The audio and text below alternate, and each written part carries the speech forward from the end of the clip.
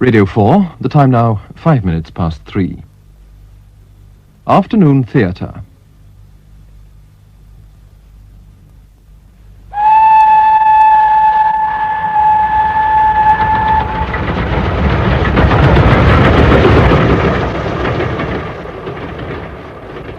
When my rich Aunt Catherine summoned you to see her, you had to obey. She tyrannized over her entire family, from the highest, as represented by Terence, her beloved brother, to the lowest, as represented by her second husband, Hannibal, and myself. So, when I got her telegram that Friday morning in the summer of 1929, ordering me to set off that very night to spend the weekend with her, I cancelled my other plans and caught the 8:17 from Paddington. After all, having failed at almost everything I'd attempted in my 26 years of life, I had no wish to fail at the important task of being the favorite nephew of an aunt worth, at a conservative estimate, at least $500,000. As the train got closer and closer to Macebury, I prepared myself for a long weekend of business and pleasure. An ingredient I was not prepared for was murder. We present Death of My Aunt, a play for radio by Francis King, adapted from the novel by C.H.B. Kitchin, with David Griffin as Malcolm and John Shrapnel as Uncle Hannibal. Death of My Aunt.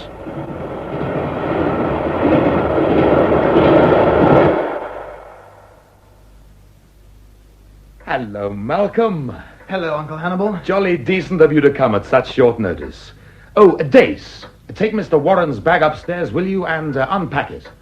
Righto. We won't be needing the car again this evening. Very good, sir. A new face, isn't it? Who, Dace? Oh, he's been with us for some months. But of course, it's a long time since you last paid us a visit. Yes, a new face and a not particularly amiable one. But your aunt thinks the world of him. It's odd, you know, that's how she and I first met each other. I used to drive her myself when I hadn't a man free at the garage. That was just after your Uncle Morris's death, of course. Now, sit down and let me get you a spot of whiskey before we turn in. Thanks. How is Aunt Catherine? Oh, she's really very well. There. That about right for you? It looks awfully strong. Nonsense, you're a big boy now. Cheers. Cheers. Yes. I'm sorry about asking you to come at such short notice, but when your aunt gets some idea into her head, well, I don't have to tell you. It's about her investments, of course. Her investments? Oh, was that it? Well, I'm not a partner in the firm, you know. Far from Dear it. boy, she was struck by that paper you sent her. She said it showed you'd inherited the family flair for money. She doesn't think very much of my money-making abilities. No, I'm sure she's wrong. Well, when something has to be done, she likes it done at once, you know that. Quite what it is, if anything, that she wants done now, I just do not know. You'd be surprised how little I know about her affairs. Well, maybe she's going in for a big gamble of some kind. Well, it won't matter whether she wants me to do anything or not. I'm very glad to be here. I'll leave it to her to start the subject, shall I? Oh, as a matter of fact, Malcolm, she thinks you're going to look at the investment book straight away tonight. Tonight? Well, we expected you a bit earlier, you see, and she got quite worked up.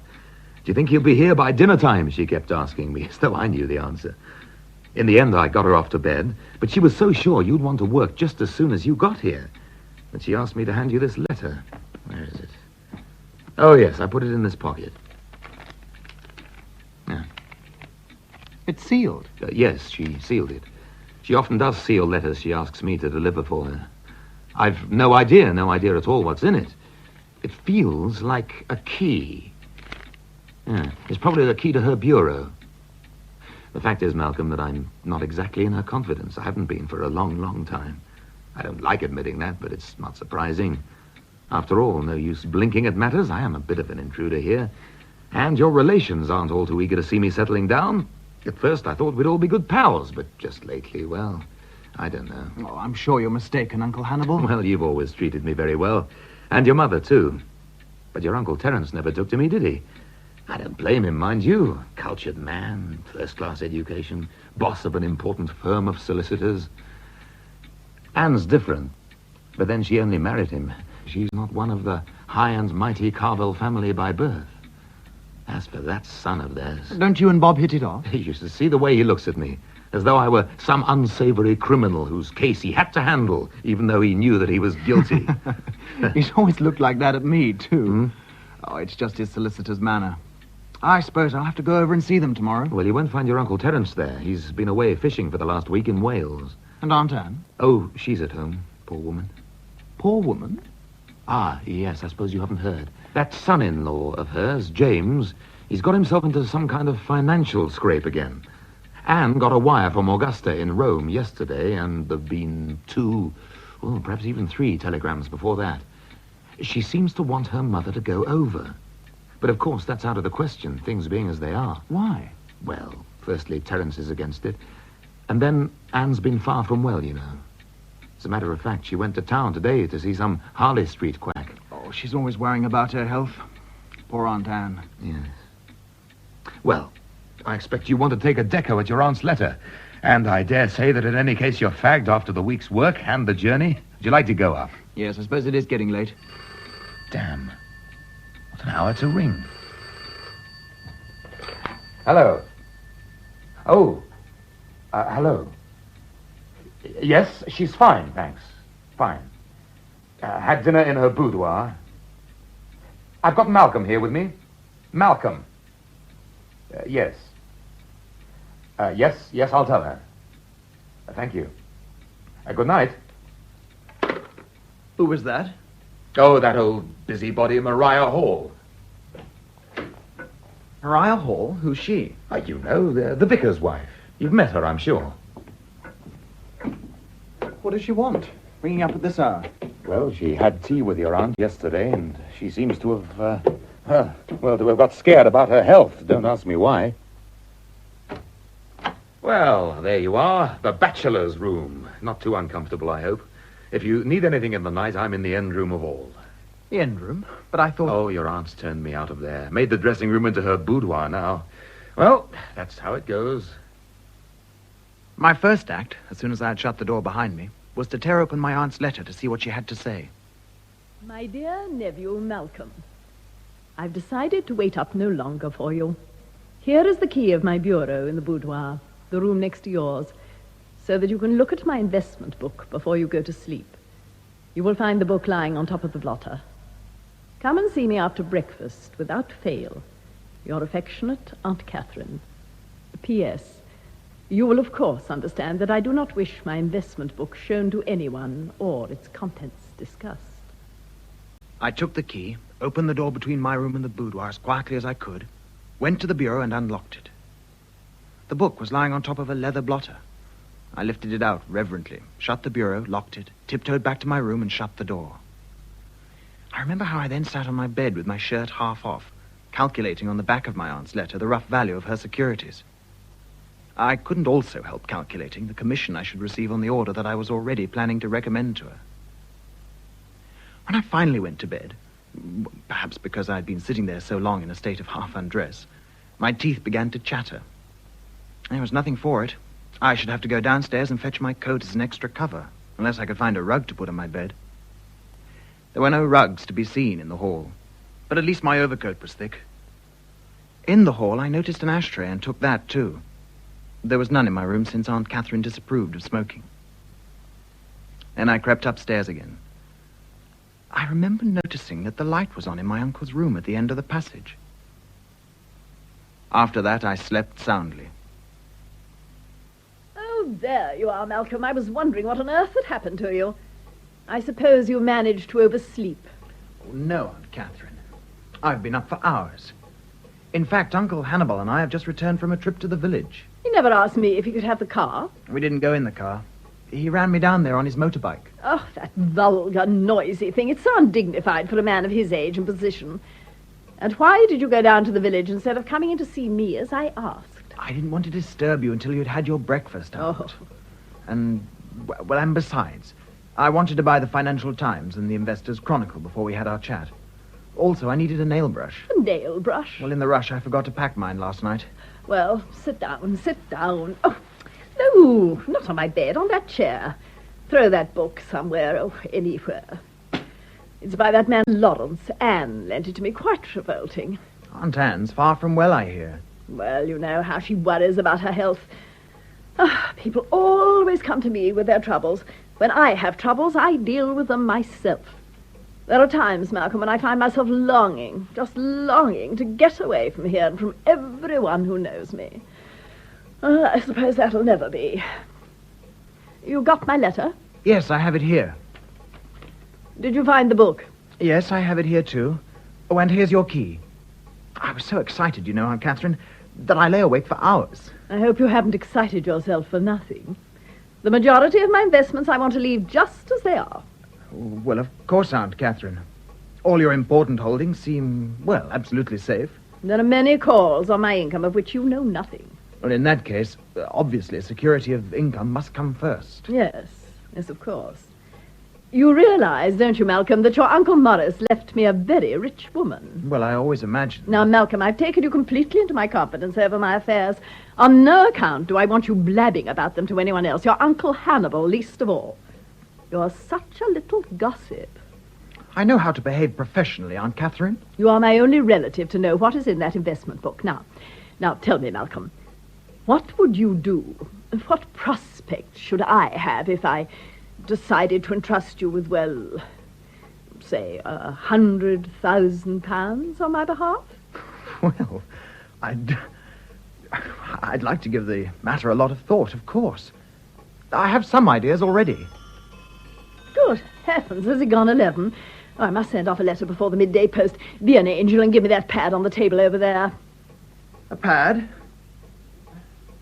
I can't see any pad. Are you sure? Quite sure. Oh, drat that girl. She must have tidied it away. Where would she have put it? God knows. But there's another pad in the bureau. I expect in my boudoir. Have a look. Here, take the key. I found a pad in the bureau, and lying on top of it there was a flat bottle of pink glass, not unlike a large scent bottle, wrapped round with a pamphlet. Curiously, I couldn't remember its having been there when I fetched the investment book from the same place the night before. The wide neck bore an ornate label with the words, Le Secret de Vénus, in gold letters. What could it be? Rashly, I decided to ask my aunt. What have you been doing, Malcolm? I found a pad. And something else, look. Really, Malcolm, didn't that expensive education for which I paid ever teach you that it is extremely rude to rummage among other people's treasures? Now, give me that at once. What is it? It's a tonic. A very special tonic from France. Contains vitamins and all kinds of other things, too. I meant to take a dose this morning. Give me that glass over there. Here, Aunt. And the jug, please. There. Thank you. I suppose that's about a teaspoon, isn't it?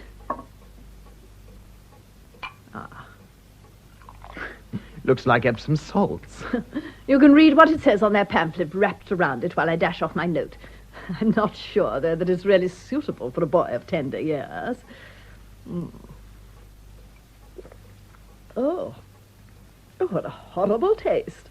But, as the French say, il faut souffrir pour être belle. What do you think of Dace, huh? A great improvement on that slack old fool Page.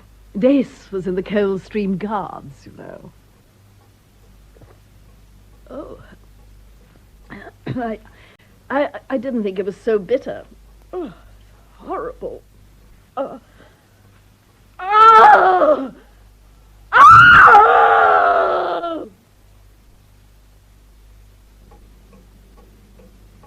Will you please sit down, Mr. Warren? Thank you, Inspector.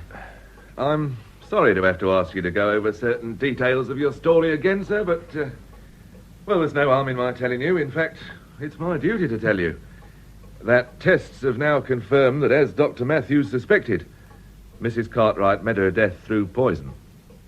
Poison? Yes, poison, Mr. Warren. Suspected by the medical gentleman of being oxalic acid, and of having been concealed in a preparation known as Le Secret de Venus. Oh, how terrible. Yeah, I was afraid that the news might come as a bit of a shock to you. Now, Mr. Warren, you told us before that when you mentioned your Aunt Anne, Mrs. Carville, the deceased referred to troubles of her own. Now, have you any idea what they were? None? Well, nothing to do with money. Oh, no. My Aunt Catherine was a very wealthy woman. But she said she had many calls on her. That's right. What did you take that to mean, Mr. Warren? I suppose she was alluding to her poor relatives. Yeah. Did Mrs. Cartwright make you an allowance? No. But you had presents from her, money presents. Yes, at Christmas and on my birthday. Not at other times. Excuse me if I ask, for what amount? Usually for £100. Yeah. Suppose these troubles of which your aunt spoke were not money troubles. What could they be? I've no idea. I want you now to tell me what opinion you formed of the relations between your aunt and your Uncle Hannibal. I'm not sure that I formed any opinion. Oh, come, Mr. Warren. You do want to help us, don't you? Do you think that in recent months they were getting on as well as before? Perhaps not quite as well. One can't imagine that husbands and wives live in a perpetual state of bliss. Oh, I see you take a rather cynical view of marriage. Now then, let's go on to this question of the bottle. Now, you say that you did not see it last night when you opened the bureau. That's right. But that doesn't mean it wasn't there. I may just have failed to notice it. And when you saw it this morning, was it full? Well, I can't be certain. I didn't look that carefully. Was it you who took out the stopper? No, my aunt did. Had she any difficulty in doing so? None that I saw. Very well then, Mr. Warren. I think that's all for the present. Thank you. Oh, by the way, as a pure matter of form, would you oblige me by letting me take your fingerprints, sir? After I had been interrogated, it was the turn of my Uncle Hannibal. Tell me, Mr. Cartwright, was this bureau of your wife's generally kept locked? I think so, yes. How do you mean you think so? Don't you know? Well, it was my wife's private bureau. I never tampered with it. Oh, I see. Where did your wife keep the key to it? In her bag, perhaps. I really don't know. Well, where did she take it from when she put it in the envelope addressed to your nephew? I don't know. I wasn't there. I wasn't even sure that it was the key of the bureau. Well, how did you know it was a key at all? By the feel of it. Besides, she told me she'd arranged for my nephew to get at the book. Well, weren't you surprised that your wife didn't give you the book straight out and ask you to pass it on to him? Not altogether. Why not? Well, my wife was always rather secretive, I suppose I might call it, about money matters. She didn't want people to know how much she had. Not even her husband? No. When did you first see the bottle containing the preparation? When I went into my wife's bedroom with the doctor. At least that's when I might have seen it first. How do you mean? Well, I might have seen it when I rushed upstairs on first being told the news. I don't remember seeing it very clearly. I was naturally very much taken aback and, shocked by what I found. Quite so. Can you describe the bottle? Oh, yes. It was of pink glass with a... rather like a fancy scent bottle with a wide neck and a label with gold writing on it.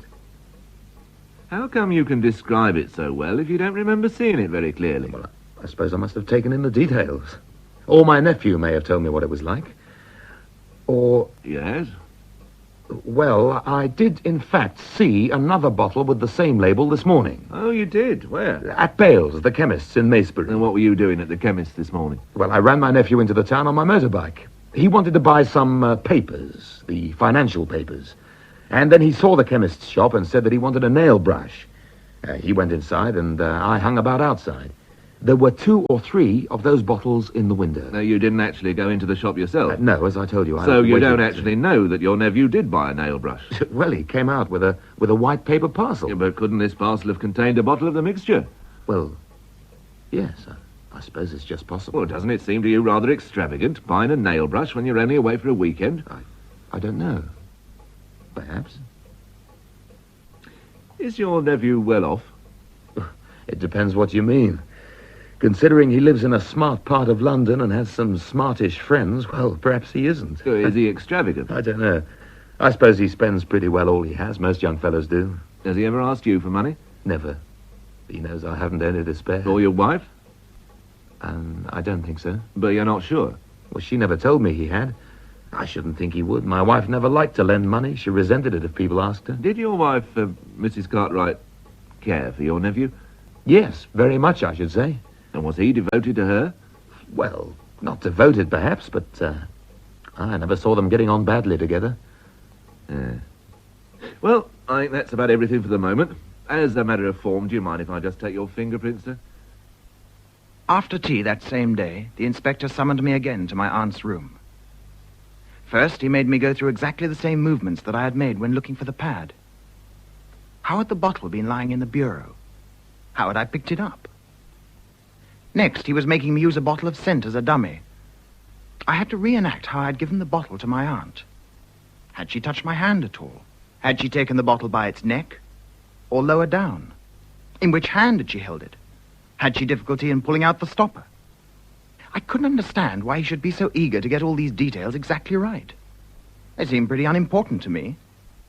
And eventually my impatience proved too much for me. You know, Inspector, I honestly think I'd be able to help you better if you told me exactly what you're getting at. All right then, Mr. Warren. I'll be quite frank with you. What we are puzzled about is this. When you handled the bottle just now, you made finger marks all over it, except perhaps within an inch or two of the neck. Now here's the snag.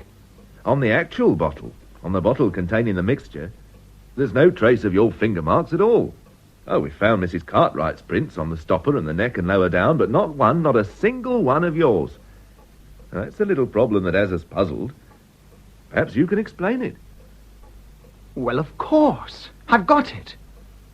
I never touched the bottle containing the mixture at all. You never touched it? What do you mean, Mr. Warren? Well, there was this paper wrapper round the bottle, covering the lower part. I should think it went to within an inch and a half of the neck. It was wrapped tightly round, and of course, it was that I touched. Good Lord. What became of this wrapper? When my aunt took the bottle by its neck, it slipped out of the wrapper, which remained in my hand. Well, why didn't you tell us this before? It seemed such a trivial detail. And I suppose I was so upset that, well, I forgot about it. And what did you do with the wrapper, can you remember? I must have stuffed it in my pocket, because I pulled it out in the drawing room while waiting for Dr. Matthews. And yes, then I put it on the coffee table. On the coffee table? Yes, I'm almost sure of that. Did you mention the wrapper to Dr. Matthews? Oh, I don't think so. No, it didn't seem important. Did you mention it to... To whom? Well, never mind that now. So, for all you know, the wrapper is still on that coffee table. Yes. Well, let's go and find it. But when we arrived in the drawing room, it was obvious that the wrapper had gone. The inspector nodded at me curtly. That'll do for the moment, thank you, Mr. Warren. Through the window of the sitting room, I had already glimpsed Aunt Anne, always a favorite of mine, walking with Uncle Hannibal in the garden. I hurried out to join them. Poor Malcolm. This must all be dreadful for you. Yes, I do feel rather shattered. I've just had my third interrogation. Oh. But do you think they want me again, too? They didn't say so. They're conducting a kind of search party. A search party? What for? A wrapper that was around that bottle and has now disappeared. A wrapper? Well, perhaps I'd better go and see them. One never knows. Well, goodbye, Anne. And thank you for coming to cheer us up. Goodbye, Hannibal. And try not to worry. Oh, poor pet. It's all very well to say that to him, but he's always been the worrying kind under that calm manner of his. I sometimes think it would have been far better for him if he'd never met Catherine and got mixed up with us at all. Aunt Catherine was never very nice to him, was she? Except at the beginning. Sometimes I used to feel quite embarrassed just to hear her tone. I've telegraphed to Terence. As you've probably heard, he's away fishing in Wales. You'll be glad to have somebody who knows about the practical side of these terrible affairs. In many ways, poor Hannibal is so utterly innocent. Oh, I've wired to Bob, too. I should think he'll catch the train tonight. I'm lucky, I suppose, to have such an extremely efficient husband and son. I can always leave them to cope with things. I'm not a coper at all, and neither is poor Hannibal. Aunt Anne? Have you any idea when Catherine could have bought that bottle of hers? Oh, yes, on Friday morning. How can you be so certain? Well, I went to see her that day, very early before I set off for London, and she was full of this quack mixture. Some friends of hers had told her about it. It eliminated wrinkles and brought colour to the hair and, did wonders for one's sex life. She'd seen a bottle at Bales and was going into Macebury to buy it that very morning. Well, so you knew the stuff was in the house last night? Do you realize that you may be the only person who knew that? Hardly. At least one other person must have known it too. The person who used his or her knowledge to do this ghastly thing. I suppose Dace drove her to Macebury. That revolting creature. Yes, I suppose he did. So he would have known. Yes. Tell me, Malcolm, honestly.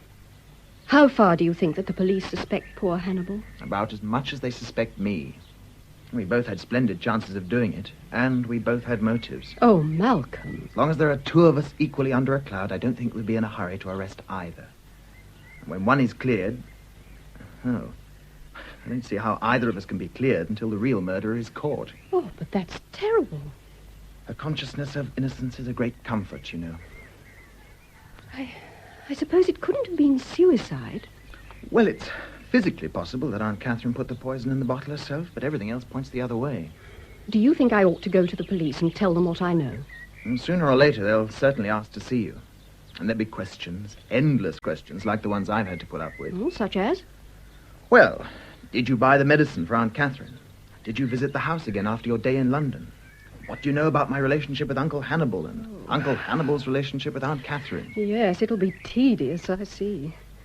And what am I to say about Hannibal and Catherine? I suppose they imagine that all proper husbands and wives dote on each other. Well, I should just say that, as far as you know, Uncle Hannibal and Aunt Catherine always got on very well together. Yes. I tried to give them a more truthful answer than that, with the result that the inspector accused me of taking a cynical view of marriage. Oh, dear. Tell me, Aunt Anne, do you think that Uncle Hannibal suspects me? Oh, of course not. Do you suspect him? I can understand the police suspecting him. Yes, but you... Well, in some ways, I don't see how I can help suspecting him. Poor Hannibal. Oh, Aunt Anne, please, don't do that. Oh, forgive me, Malcolm. I don't know why. I suppose I'm more affected than I thought I was. Aunt Anne, is everything all right with you? All right? Well, I gather you had to see some Harley Street man on Friday. Oh, yes, that's right. I get very nervous about myself at times, you know that, but... Well, I was reassured. Nothing serious. I'm awfully glad to hear that. I've also been worrying about Augusta. Augusta? Well, she's not ill, is she? No, not ill. Pregnant. Well, that's nothing to get worked up about, is it? Or do you dread becoming a grandmother for the first time? Oh, no. Good gracious, no. But, well, this is the worst possible moment for something like that to happen. Why? She and James are in a bad way financially. I thought he had a lot of money. And didn't Augusta get that legacy from her godfather? Oh, they both had quite a bit. Once. But he put it into some travel agency in Rome that promptly went and failed. Oh, I'm afraid Terence is right about poor James. He has the reverse of the Midas touch. Are they still in Italy? Yes. I'd like to go out to them, but Terence is against it. He thinks I'm far too possessive a mother and ought to leave them to get on with things, but... It's difficult when you keep getting these anguished pleas from your daughter. Oh, I do wish Terence liked James more. But you know how important it is to him that people should be sound. I don't think Uncle Terence thinks me awfully sound. In many ways, his view of life is awfully narrow and conventional. Hannibal is different. I suppose if you've served in the merchant navy, you acquire a wider view. You know, Uncle Hannibal never ceases to surprise me. How do you mean?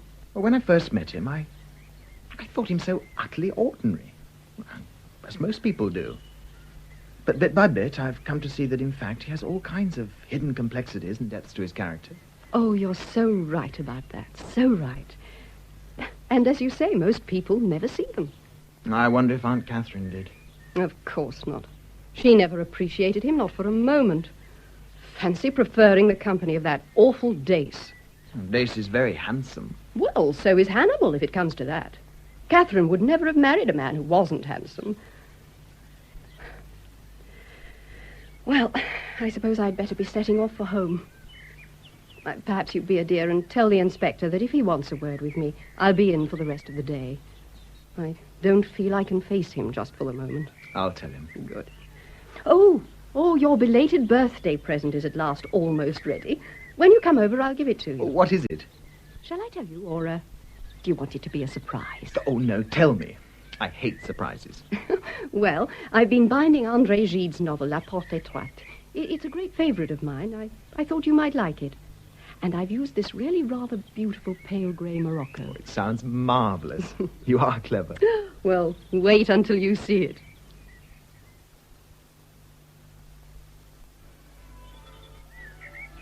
The next day was Sunday.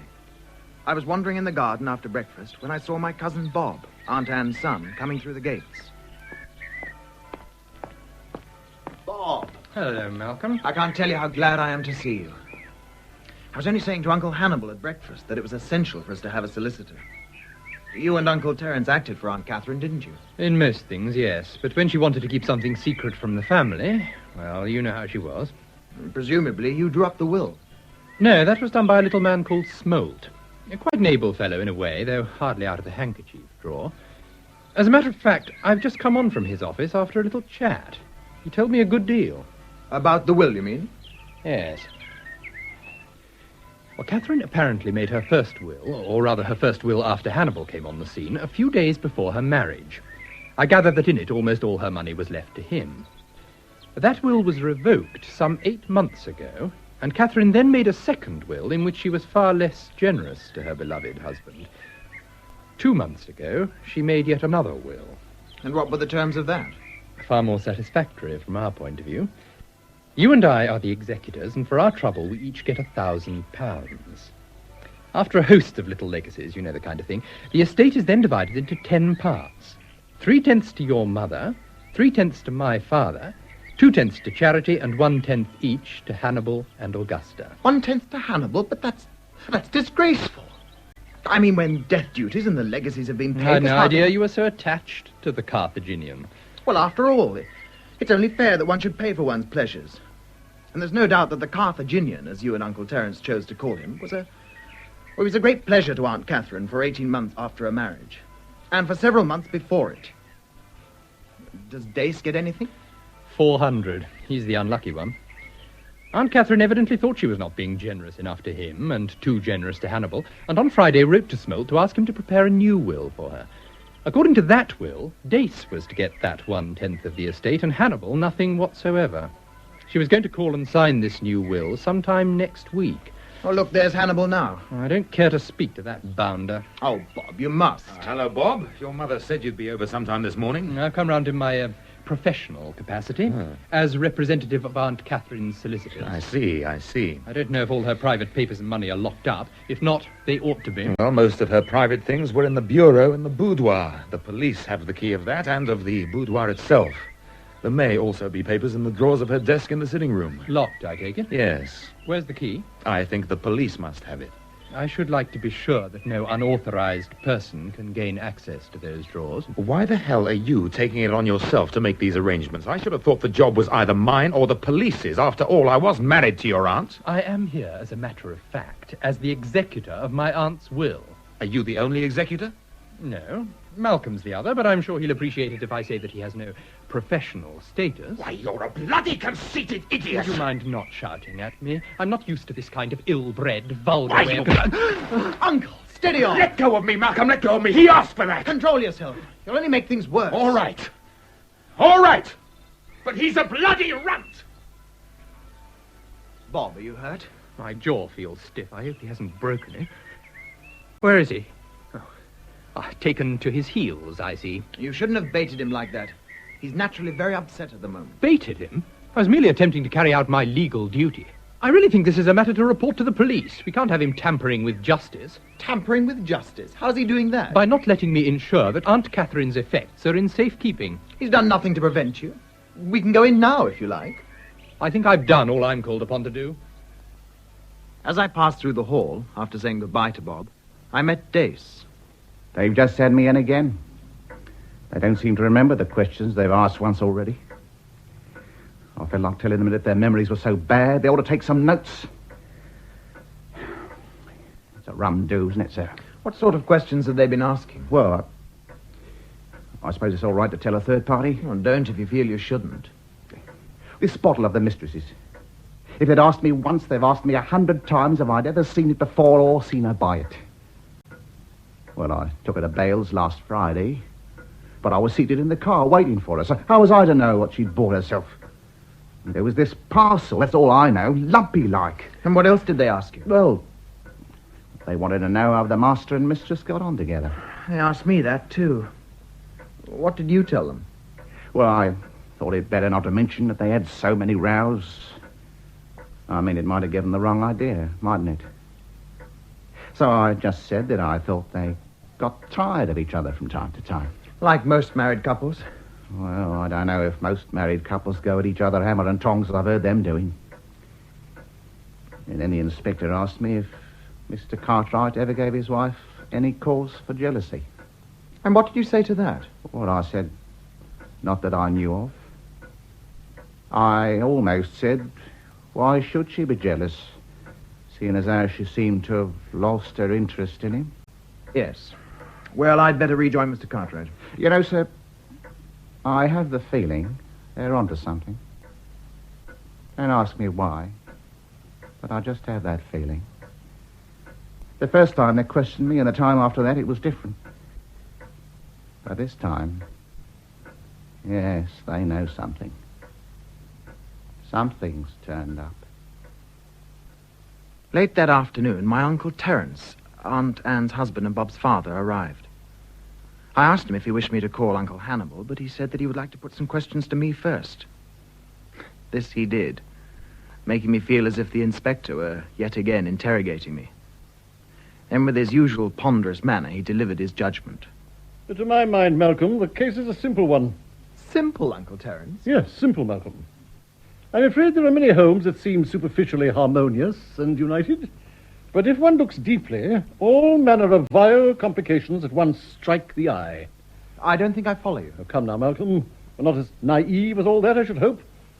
In households where an imprudent and foolish marriage has been made, you know I'm sure what I mean, one may almost always assume that beneath a superficial semblance of agreement there are bound to be murky patches. Well, I'm sure that Aunt Catherine and Uncle Hannibal must have had their differences from time to time, but at the same time... I like your loyalty, Malcolm. It's a quality I've always liked in you. One does not wish, of course one does not wish, to say anything unfeeling about your aunt at a moment like this. But at the same time, I have no doubt at all, that she'd begun to regret her miserable marriage. I don't know what reason you have for saying that. Ample reason. I happen to know that she was preparing to revoke her will. She was not one to whom the admission of error came easily. You must have noticed that yourself. But at long last, she had come to see that those nearest to her, your mother included, had been right all along. My mother and Hannibal have always got on rather well. We all get on well with a number of people whom we would hardly consider suitable marriage partners for our nearest and dearest. Well, all we can do now is to avenge her death. It will give me the greatest satisfaction. I am not speaking vindictively here. When the guilty person has been brought to justice. I don't much care for the idea of vengeance, Uncle Terence. But I agree with you completely in hoping that everything will soon be cleared up. If no one we know is involved, so much the better. No one we know? I'm afraid, Malcolm, you're simply blinding yourself to the facts. The facts? What are they? That's what I'm continually asking myself, and what the police are no doubt continually asking themselves, too. I use the words facts rather loosely, I concede. I was referring to 3 important things in a crime of this nature: motive, opportunity, probability. By probability, do you mean, well, murderous disposition? That is not the expression I might myself have chosen, but by and large, yes. Now, it's quite clear to me that no member of your family or mine would commit a murder. And that wouldn't count for much in a court of law, would it? No, I agree with you there. But when we look at the case rationally, unhampered by the rules of evidence, we can, I think, venture certain conclusions. And we are justified in looking for evidence to fit those conclusions. Well, what conclusions do you mean? Now, come, Malcolm. If you don't know what conclusions I mean, then I'm afraid that this whole conversation of ours has been wasted. Well, I suppose I'd better toddle along and have a word with the inspector. I have one idea which I hope to follow up. I hardly expect it to yield any result at this late stage, but no stone must be left unturned. As I lay in bed that night, my mind began to weave improbable plots. Improbable, but not impossible. Suppose that, by some extraordinary means, Uncle Terence had contrived to enter the house on Friday. Suppose that he had some confederate. Dace was the most likely person. Of course, he would have to have known that Aunt Catherine intended to buy that bottle at the chemist. And then he would have to have substituted a poisoned one for the one that she had bought. Yes, it was improbable. But it wasn't impossible. The case against Hannibal, on the other hand, was less far-fetched. It was greatly to his interest that Aunt Catherine should die before she had cut him entirely out of her will. She had told him of her purchase of the tonic, and the arrival of his nephew had provided him with the perfect opportunity to shift the guilt onto someone else. Eventually, I could stand the uncertainty no longer. I threw back the bedclothes, hurried into my dressing gown and slippers, and made for my uncle's room. Uncle Hannibal! Uncle Hannibal! Uncle Hannibal, are you asleep? What the devil? What's going on? I'll put on the light. Malcolm! Well, what time is it? Good God, it's 20 to 4. I'm sorry, Uncle Hannibal, but I simply have to thrash this whole thing out. Thrash what out? This whole business of Aunt Catherine's murder. You realize, don't you, that the police must have two chief suspects? Myself and you. Us? Well, who else? It never struck me for one moment that anyone could possibly suppose that you might have... Look at the facts. Or rather, look at how they might appear to one of those unsympathetic policemen. I really think you're getting yourself needlessly worked up. Just imagine how they see me. Now, since living in London, I've found my expenses increase with my opportunities for spending. Although I'm not at present in debt, I've been eager for some time to live on a different scale. We all know that's tosh. You're just not the kind of character who... We may know, Uncle. We may know, but they don't. So much for motive. Now for opportunity. Supposing I'd managed to obtain some oxalic acid crystals. Well, there's not much difficulty in that. And when I came down this weekend, I brought them with me, just in case I had the opportunity of using them. And then on the evening of my arrival, a magnificent opportunity was presented to me. Magnificent opportunity? What do you mean? Well, when I went to the bureau for the investment book, there was the bottle containing Le Secret de Venus. The bottle had already been opened. It was easy to take out the stopper, pour out a little of the preparation into an envelope, since destroyed, and substitute the poison. Well, I had little difficulty the next morning in persuading my aunt to take the dose.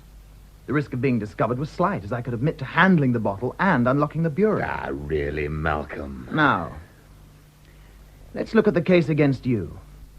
You'll admit, won't you, that it was greatly to your interest that Aunt Catherine should die? It was the last thing I wanted, to die in such a horrible But manner. if she hadn't died just then, as far as the police are concerned, you had plenty of motive. I don't care a damn about your aunt's legacy to me. Well, the police might not credit that. You knew about Aunt Catherine's purchase of the bottle. She told you of it herself. And you knew the bottle was in the bureau of her bedroom. Am I right? Yes? You counted on my leaving the bureau key on the dressing table in my room and decided to take it from there while I was asleep.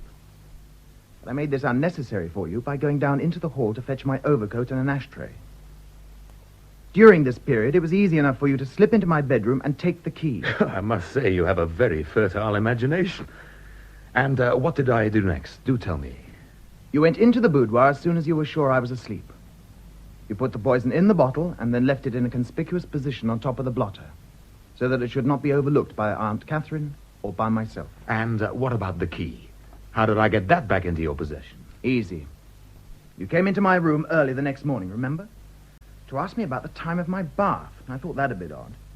I expected Dace to concern himself with something like that. You then dropped the key when I wasn't looking, onto the handkerchief where I distinctly remember having left it the night before. The position of the handkerchief, of course, was quite lucky for you. It meant you could put down the key without making any sound. You make me sound far more efficient and far cooler a customer than I am in real life. And then what? You contrived to be away from the house on Saturday morning so as to avoid being at hand during the administration of the poison. Yes, I seem to have been very clever. Not at all the bungler that your aunt always accused me of being. Very clever. Except for one important thing. One important thing, and what was that? Your fingerprints. You managed to destroy the wrapper of the bottle when you saw it lying on the coffee table in the drawing room where I'd thrown it. But what you don't know, and what you can't know until the police tell you, is whether you left any prints on the neck. You make me look as guilty as hell the way you tell it. Well, the facts are pretty damaging, Uncle Hannibal. Oh, Uncle Hannibal, please. Please tell me the truth. You are innocent, aren't you? It's hardly likely that I'd say no if I weren't. But as a matter of fact, I am. Don't you believe me? Yes, I do. I just can't imagine. Well, you're not the kind of person. You must admit that a lot of the evidence, it looks as though someone had forged it. I mean to put the blame on you. Well, I see a good deal's got to come out that I'd preferred to have kept secret. I suppose there's a woman in it? Yeah. Yes. You know all about my marriage to Catherine. I suppose she was, well, infatuated with me, and though I was never really in love with her. Not really. Well, I thought she was fun to be with. And I wanted to settle down after being a rolling stone for so many years, and, well, it seemed that it all might work out. But it didn't. It just didn't. And then, to cut a long story short, there was this housemaid, Jessie Toller. You may remember her. No, I can't say I do. She was a rather pretty little thing. Silly, but pretty. But when your aunt dismissed her the January before last, there was nothing, almost nothing between us. Just, well, human companionship, you know. She was lonely. I was lonely. Oh, it's bloody embarrassing to have to tell you all this, Malcolm. Oh, there's no need to be embarrassed, Uncle. Well, after her dismissal, she got a job with those business people who bought that large house above the golf course. One day, I saw her walking back to them from the station. Must have been her day off, I think. On an impulse, I stopped and I gave her a lift in my sidecar. I was sorry for the poor little thing. She talked about being overworked and of her mother being ill and of... Well, the upshot was that I arranged to see her again and again until... She became your mistress? Yes. We used to walk out on the links. But it couldn't happen more than 6 or 7 times. And then suddenly she changed, overnight as it were. She refused my lift, talked a lot about the danger of not keeping to one's station in life. I never saw her again. It was 4 or 5 days later that the first letter arrived. Blackmail? Yes. From her brother, name of Alfred. He said that Jessie was going to have a baby and demanded £200 for nursing expenses and compensation. I could hardly believe it. I'd always been so careful. What was the address? Oh, little tobacconists near the golf club. The old woman in charge of the place either couldn't or wouldn't tell me anything. But I learned that this brother, this Alfred, he'd been a caddy at the golf club until about 3 months before he'd been sacked for pinching something from someone's locker. No one knew what had become of him since. You didn't send him the money, I hope? No. I even wondered whether to go to the police. Aunt Catherine wouldn't have liked that. Well, that's what I thought. So I did nothing.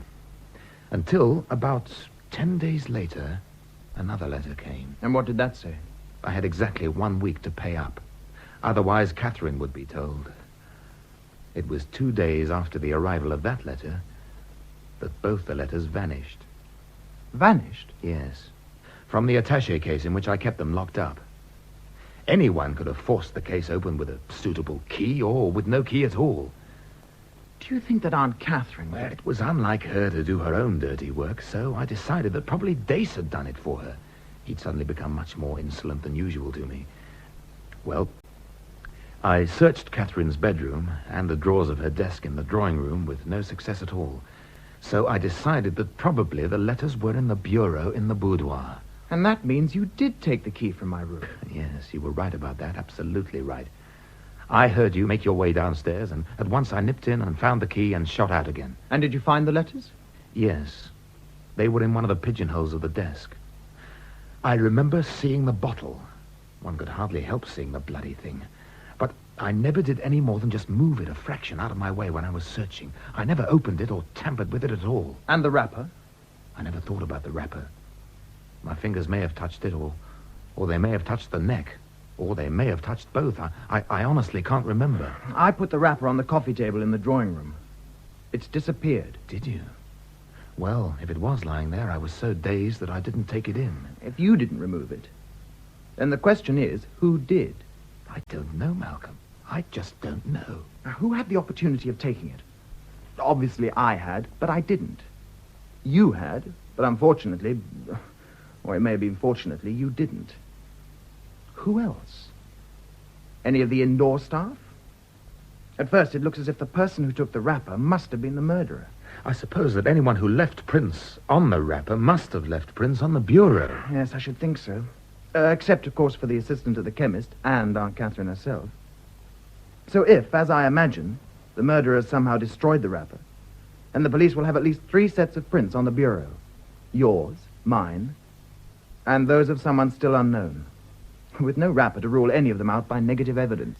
Well, you've accounted for your prints, and probably they believed you, whereas I lied to them. Well, you had a good reason for your lies. And when they come out, well, they oughtn't to weigh much against you. Malcolm, do you think I should make a clean breast of the Jessie business right away? No. Better to wait until you've seen a solicitor.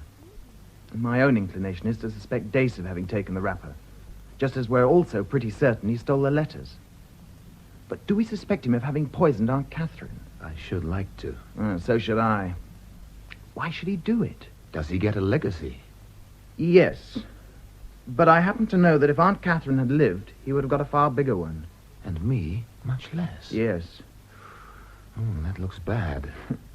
It would be one of life's little ironies if Dace knew nothing about the increased legacy and killed Aunt Catherine before she had time to make it legal. But it seems more likely that he did know about it. Why do you think that? Well, if he stole the letters for Aunt Catherine, they were obviously in league together, and she probably told him of her intention to cut you out of her will and reward him handsomely.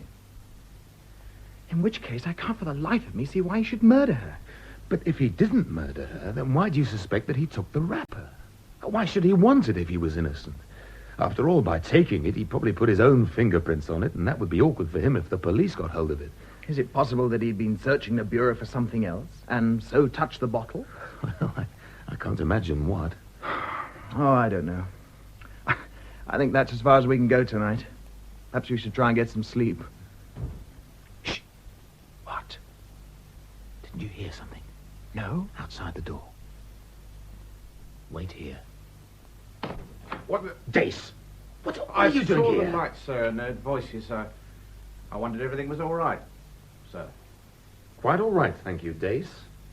Oh, well, in that case, sir, I'll go back to bed. Good night, Mr. Cartwright. Good night, Mr. Warren. Uncle Hannibal and I went to bed soon after, but it was a long time before I slept. How much had Dace heard? Had he taken the letters? Had he also murdered Aunt Catherine? If so, what was his motive? I finally fell asleep towards dawn, and it was after 10 when Dace came into my room. I thought it best to let you lay as long as you wish to, sir. Shall I draw the curtains, or would you prefer if No. No, please draw them, Dace. Very good, sir. Yes, that's fine. Would you like your breakfast up here, sir?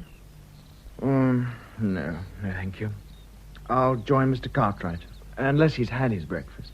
Mr. Cartwright's gone, sir. Gone? What do you mean? Well, Inspector Glaze called about half an hour ago, and they went away together. The inspector asked me to ask you to call at the police station at your convenience sometime this morning. How do you mean Mr. Cartwright went away with the inspector? Was he... Did he take any luggage? Yes, sir. They went to Mr. Cartwright's room and came down with a suitcase and set off in the inspector's car. I see. Right. Well, I'll have my bath now.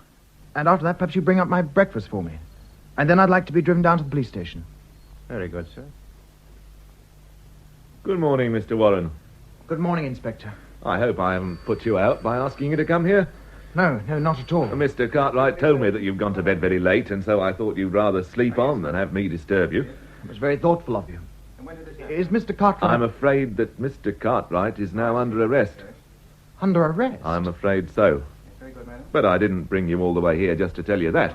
No, what I wanted to say is that you're now at liberty to go anywhere you wish, provided that you leave a note of your whereabouts with me, and provided also that you attend the inquest on Mrs. Cartwright at 2 o'clock tomorrow afternoon.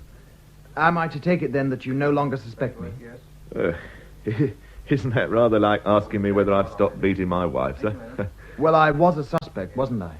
Oh, now, you must remember, Mr. Warren, that the police always examine a case of this nature from the side of facts, not persons. The first facts we struck, well, yes, they did seem to involve you. After all, you were the only person present when Mrs. Cartwright swallowed that fatal dose. But now, well, I may say that now the facts don't point to you at all. I'm very relieved to hear that. Of course, we're always on the lookout for new facts. We're never above owning up to a mistake. I can't say where they may lead, but for the present, you're well outside the picture. Can I see Mr. Cartwright? I don't see why not. Here, I'll get somebody to take you down. Hello, Malcolm. How good of you to come. Hello, Uncle. As soon as I get out of here, I'm going to telephone to my mother's solicitors to send someone down. I don't really think we want Uncle Terence handling your defense. Oh, God forbid. Oh, I'm sure we'll be able to straighten things out in no time at all. I hope you're not worrying them too much. Well, it's damned hard not to worry. You'd probably like something to read. And what about cigarettes? Oh, I've enough of those for the present. But, Malcolm, I don't want to drag you or anyone else into this mess. It's you that have been dragged in. They haven't turned you out of the house, have they? Oh, heavens, no. But your room's been locked up. I wanted to go and see if it contained all that it contained last night. But I couldn't get in. I suppose if there was something you really needed, they'd let me in under escort. Yes, perhaps. I'd rather you didn't trouble. I feel I don't want to see the place again, and I'm sure you don't either. By the way... Yes? Have you heard anything more from the vicar's wife? Maria Hall? Why on earth should I? I've been a little puzzled by that telephone call. When did she telephone? Don't you remember? You can't have forgotten. The night I arrived on Friday, just as we were going up to bed. Oh, yes, of course. No, that was nothing important. Just to ask how your aunt was getting on. But why did she want to know? As late as that? It's been puzzling me. I haven't an idea. Was there any reason for her to suspect that Aunt Catherine might not be well? Oh, no. But, as I think I told you, she'd been to tea the day before, and, well, I suppose she might have thought your aunt was not looking entirely herself. But Aunt Catherine was quite well on the Thursday, wasn't she? Oh, yes. As far as one could judge. But there's no accounting for the ideas that get into the heads of these old women. Maria is known to be a fusser and a busybody. I don't think I've met her. Well, you haven't missed anything. Sorry, sir. I'm afraid your time's up. Very well, officer. Sorry, Uncle Hannibal. It seems to be that. Anyway, it's been a comfort to have this little chat with you. Try and take things calmly. Everything that we can do will be done. Oh, and we'll get you out of here in no time at all. Well, I hope to God you're right. As I was escorted away from the cell, I was still thinking about Maria Hall. Why did she telephone? And had it in fact been her who had called? The bell had rung and my uncle had spoken. I had not been in a position to hear the voice at the other end. When Hannibal had sworn his innocence to me, he had, well, God knows why, at once convinced me. But when he had said, refusing to meet my gaze, that yes, of course, he remembered a call from Maria Hall, somehow I knew that he was lying. I was filled with a sudden excitement. Clearly, he had a clue in which I did not share. Dace was waiting for me by the car. And how was Mr. Cartwright? As well as could be expected in the circumstances. It's all very odd, isn't it, sir? I'd never have thought. The inspector just had me in there for questioning again. When? Now? Yes, after he'd done with you, sir. What did he want to know? Well, nothing new, really. Just going over the same old ground. All about my driving the mistress down to the chemist's on Friday and whether I could be absolutely 100% certain that she came out with a parcel. You said yes? Yes. Well, I saw her with a parcel. But what was in the parcel, well, it was all wrapped up, you see. And then the inspector asked me again about the quarrels between the master and mistress. Is it home now, sir? Yes. No. No, hang on a moment. Is there a public library in Macebury? A public library? Oh, no, sir. Well, where would be the nearest? In Rothbury, sir. Well, let's go to Rothbury. Well, it's nearly 1 o'clock, sir. Well? Well, I was thinking about your luncheon, sir. That'll have to wait. Very good, sir. Even while I'd been talking to Dace, it had suddenly come to me that Hannibal must be shielding someone. And I thought I had a pretty good idea who that someone was. But first I had to do a little research in the public library at Rothbury. I wonder if you could... Would you be so good as to lower your voice? This is a reading room. I'm sorry. I wonder if you could show me where the medical reference section is. There's something I want to look up. Over there, in the far left-hand corner, second and third shelves. It's quite clearly marked. Thank you. I found the shelves and ran my eyes along them until I found the book I wanted. Here we are. Forensic medicine. Now, let's see. OX, oxalic acid. One of the oldest known organic acids. Oxalic acid is very poisonous, and by reason of its great similarity in appearance to Epsom salts, it's been very frequently mistaken for this substance with, in many cases, fatal results. Ah, here we are. It is frequently used as a photographic developer and in leatherwork. What I discovered there took me straight round to Aunt Anne's and straight into some advice from Uncle Terence. Frankly, Malcolm, without, of course, wishing in any way to criticize your motives, I must say I think you've taken up rather a misguided attitude in this affair. Misguided? How do you mean, Uncle Terence? It was, I have no doubt, a generous motive that led you to leap to Cartwright's defense, visiting him this morning and getting him a lawyer and so forth. But I may tell you, speaking as a lawyer myself, the case seems to me to be conclusive. Absolutely so. Conclusive? I really can't agree with you. I dare say you're unaware that one little piece of evidence, hitherto wanting, has now been supplied. What piece of evidence? Hannibal's fingerprints have been found on your aunt's bureau and on the neck of the bottle from which she drank the fatal poison. There's a reason for that. A reason that has nothing to do with murder. He went to the bureau and may have touched the bottle while he... Yes? For the moment, I'd rather not say anything further, without Uncle Hannibal's permission. It strikes me as rather odd, Malcolm, that you should prefer to take sides with this intruder against your own flesh and blood. I'm sure your mother would agree with me. You realize, don't you, that when the sentence is eventually pronounced, you'll be seen in a very ugly light if you persist in aiding Hannibal's defense. I happen to believe that Uncle Hannibal is innocent. A somewhat eccentric belief. Well, look at the facts, dear boy. Just look at them. Let me give you some idea of how tomorrow's inquest will go. First, you will be called and fully examined as to your story. From some little hints that have been dropped, I gather that your evidence to the police is by no means entirely favorable to Hannibal. Next, the two doctors will give their testimony. Death by poisoning, oxalic acid. The family, and perhaps Dace, will give evidence of Catherine's state of mind, so making suicide most unlikely. The shop assistant will next testify to the purchase of the bottle on Friday, and the inspector and the fingerprint men will say how they found Hannibal's prints on the bureau, inside the bureau, on the blotter, and on the neck of the bottle. They may also call Smoke to prove that he had instructions to alter her will, thus supplying Hannibal with his motive. Now, what is your reply to all that? Uncle Terence, may I please speak to Aunt Anne, alone, as soon as possible? She's lying down. Well, then, may I go up to her? Won't it wait? I hardly think she'd welcome an intrusion. She has a migraine. I'd prefer to speak to her at once. To get it over. Malcolm, I heard that you were here. I was just coming down to ask you for news of Hannibal. I feel so desperately worried about him. You don't think... I mean, it isn't conceivable, is it? I just don't believe that... Neither do I, Aunt Anne. Uncle Hannibal is shielding someone. Shielding someone? I'm sure of it. Someone else's fingerprints are on the wrapper of that bottle. Uncle Hannibal took the wrapper. Probably he destroyed it. And without that wrapper, well, all the rest of the evidence points to him. Except that... Yes? Tell me, Aunt Anne, do you use much oxalic acid for your book binding? So you've guessed. Yes, I've guessed. And I've guessed right, haven't I? But how did you possibly? Well, as I said, I realized that if Uncle Hannibal were innocent, as I was certain he was, then obviously he was shielding someone.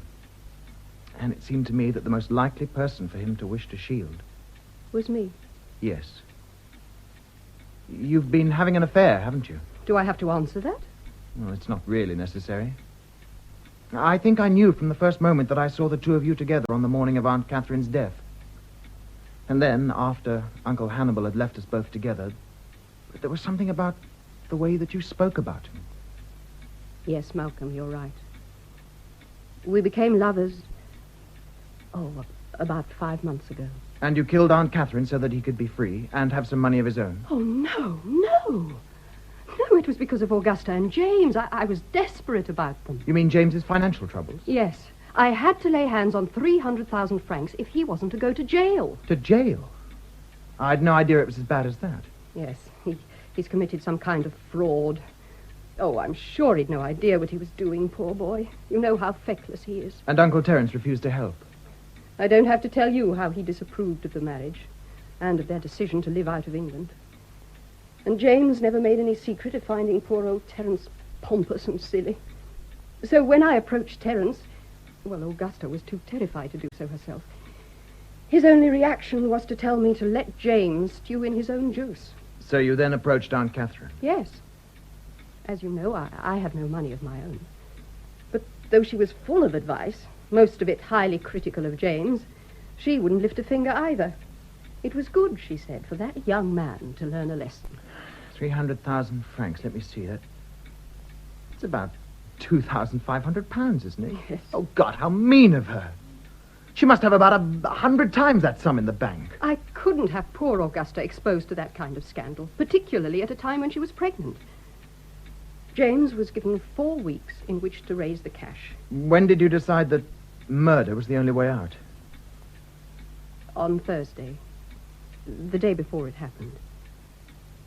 I'd been to tea with Catherine. Maria Hall was there. After Maria left, I again begged for a loan, but Catherine was adamant. I'm sick and tired of beggars, she said. Then she said that I wasted far too much money on seeing doctors about imaginary ailments and advised me to take this tonic, this new tonic that had been doing such wonders for her. You mean she already had a bottle on the Thursday? Yes. She told me to take a look at it in the bureau and then promised to buy me a bottle the following day. That was the bottle she got from the chemist's here. The other bottle had come from London. And you put the oxalic acid in the bottle on the Friday? Yes. I went to see Catherine again and asked if I could have a dose of this mixture to try. She was in bed. I said I'd put some of the crystals in an envelope and take them home with me. She gave me the key to the bureau, and after that, well, it was all plain sailing. You'd brought the oxalic acid crystals with you?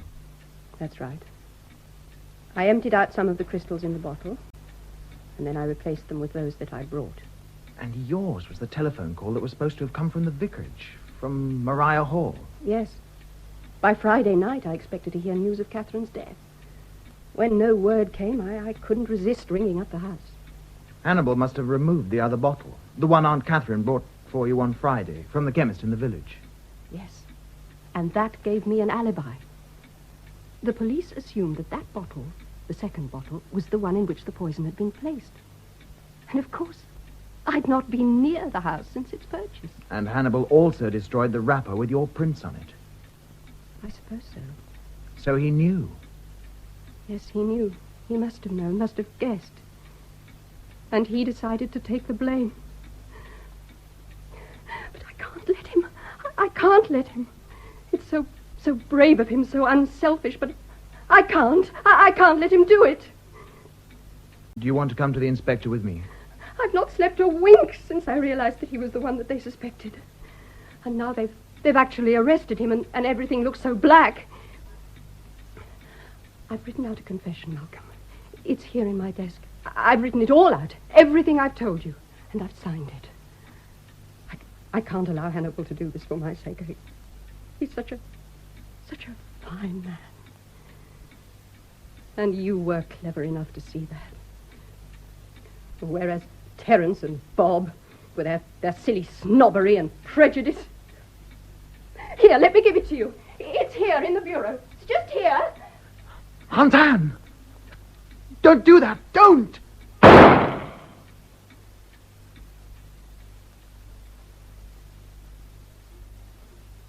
At the inquest on Aunt Anne a few days later, Uncle Terence had to go into the witness box and give evidence about his son-in-law James's business affairs. It was all very painful. Mr. Carville, was the deceased, your wife, right in thinking that you intended to turn your daughter adrift if your son-in-law failed to extricate himself from his financial difficulties? Oh, no, good God, no. But you had shown yourself unsympathetic to your daughter's troubles. I'm afraid I must have done. I had no sympathy with my daughter's husband. If she'd left him, of course, if she'd been thrown on her own resources, well, then I might have stepped in. But forgive me. At this point, Uncle Terence broke down, and his pale green eyes filled with tears like little glass beads. I must say, I couldn't feel much sympathy for him. In a very real sense, he was the villain of the piece. As for Hannibal, it was touch and go that the police didn't charge him with complicity. But he never admitted to them that he had destroyed both the second bottle and the wrapper on the first, and they lacked the necessary evidence. I suppose that if they'd known that he'd been Aunt Anne's lover, things might have gone worse for him. As it was, he had to explain how his fingerprints had got on the bureau and the neck of the bottle. And so the whole story of Jessie and the blackmail attempt came out. You know, I always had a hunch that those letters that were supposed to come from Jessie's brother were really from Dace. They had a double purpose. They were intended to extract money from me and at the same time to make trouble between me and Catherine. I suppose he'll get a pretty stiff sentence. Well, the inspector seems to think so. It's pretty brazen to get a girl with child and then to attempt to blackmail someone else for having been responsible. Yes. How outraged Catherine would be if she were alive and knew the truth. She could forgive him the blackmail, I dare say, but not an affair with Jessie under her nose. And all the time she was convinced that he had eyes for no one but her. It's rather pathetic when you come to think of it. Catherine was never pathetic, never for a moment. No, she certainly wasn't. Tell me, Uncle Hannibal, if Aunt Anne had let you take the blame, would you... well, could you have seen it through? I don't know. I just don't know. I suppose I might have produced the wrapper and the bottle to get myself off the hook. I don't know, Malcolm. I loved Anne very much. I think you'd have gone through with it. You're that kind of man. Well, at least Augusta and James are safe. Anne would like to know that. Terence has lent Augusta some money until her legacy comes through, and that's bailed James out of his present mess. Uncle Hannibal. Yes? What are you going to do with your money when it gets to you? Well, the first thing will be to get away from this place and all the gossip. I have a pal, retired from the Navy, out in Biarritz. We thought we might buy a garage together. And what are you going to do with your money? Well, I've got this red-hot tip. Australian mines. Now, there's a packet to be made. Why don't you come in with me? No, Malcolm, no. I'd always rather be safe than sorry. Well, I lost most of that investment. I didn't make much success of being my aunt's favorite nephew. And I haven't made any success at all of my career as a broker. So far. Perhaps I ought to be a detective. I might be rather more successful at that.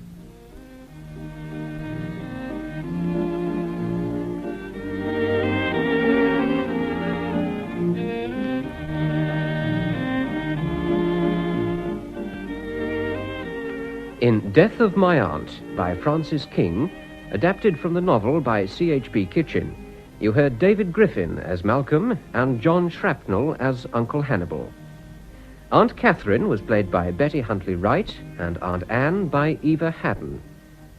Dace was played by Michael McLean, the Inspector by Stephen Thorne, Bob Carville by Geoffrey Beavers, and Terence Carville by Rolf Lefevre. Production was by Piers Plowright.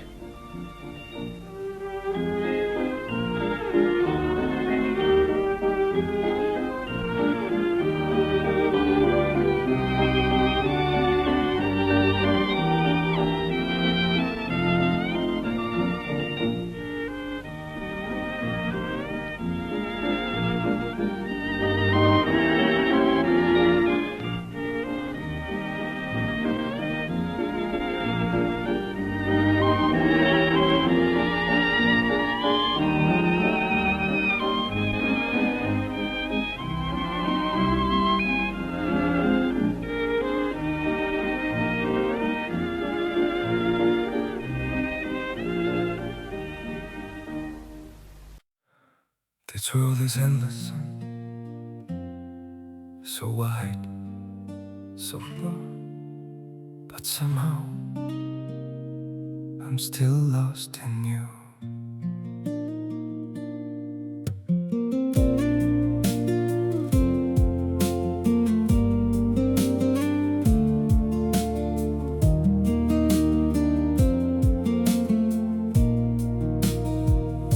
The streets are full of moving shadows, countless places I could go. City shining, people passing, yet I still feel so alone. Every road keeps leading nowhere, every sky feels cold and blue. In this world so vast and open, I'm still lost in missing you. The world is wide, so wide before me, but I keep losing my way. Somewhere in the endless distance, your memory makes me stay. The world moves on without us, but my heart remains untrue. For no matter where these feet may wander, I'm still lost in missing you. I have tried to outrun silence, tried to leave your ghost behind, but your name still echoes softly through the corners of my mind. The world is wide, so wide before me, but I keep losing my way. Somewhere in the endless distance, your memory makes me stay. The world moves on without us, but my heart remains untrue. For no matter where these feet may wander, I'm still lost in missing you. Maybe someday I'll stop searching for your face in every crowd, but until that day, this broken heart will keep calling your name out. The world is wide, so wide before me, but I keep losing my way. Somewhere in the endless distance, your memory makes me stay. The world moves on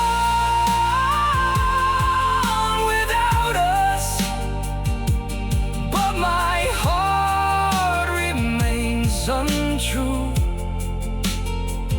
For no matter where these feet may wander, I'm still lost in missing